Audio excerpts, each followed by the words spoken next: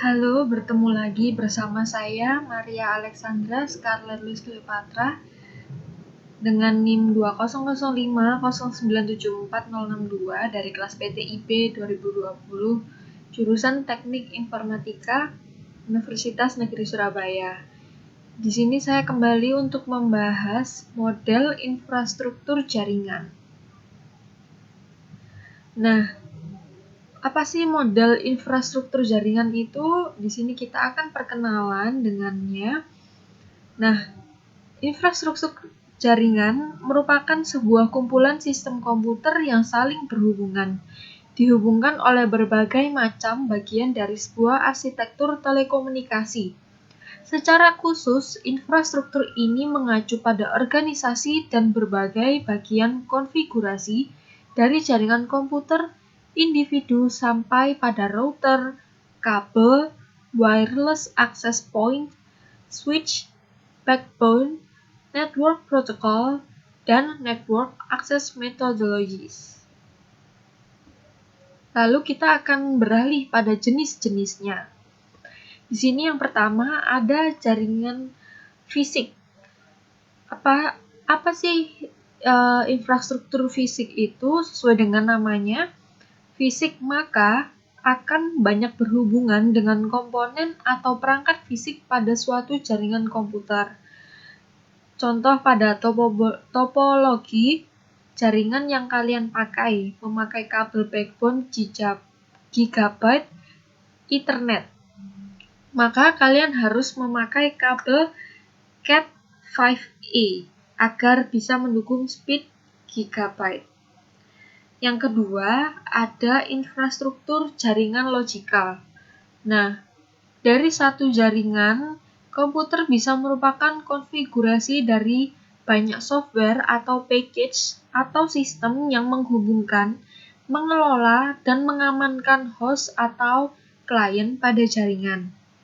Infrastruktur logikal ini memungkinkan terjadinya komunikasi antar komputer melewati jaringan fisik yang sesuai dengan topologi jaringan.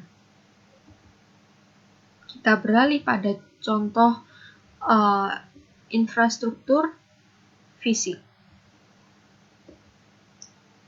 Selain kabel, semua perangkat jaringan yang termasuk ke dalam kategori infrastruktur fisik yaitu router digunakan untuk komunikasi jaringan lokal yang berbeda segmen IP. Kedua, ada switch, bridges, dan memungkinkan klien terhubung ke jaringan melalui switch. Yang ketiga, ada server, seperti melayani service seperti DNS server, DHCP server, dan web server. Lalu ke contoh infrastruktur jaringan logikal. Nah, sebagai contoh dari infrastruktur logikal ini adalah seperti DNS server config, database config, web server config, DHCP server config, dan lain-lain. Nah, apa aja sih keuntungan pada konfigurasi mode infrastruktur ini? Jadi, untuk sistem AP dengan melayani banyak PC tentu lebih memudahkan melakukan manajemen jaringannya, dan komputer klien dapat mengetahui bahwa di suatu tempat ada sebuah perangkat atau komputer yang memancarkan sinyal AP dari sebuah jaringan. Yang kedua, bila menggunakan perangkat khusus, maka tidak diperlukan sebuah PC berjalan setiap waktu untuk melayani klien pada jaringan.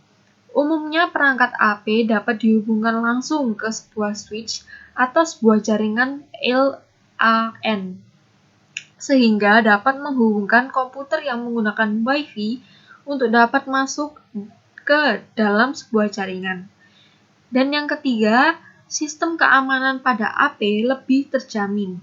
Untuk fitur pengamanan sebuah perangkat AP memiliki beberapa fitur seperti melakukan pemblokiran IP atau MAC address, membatasi pemakai pada port, dan lainnya, seperti layaknya sebuah router.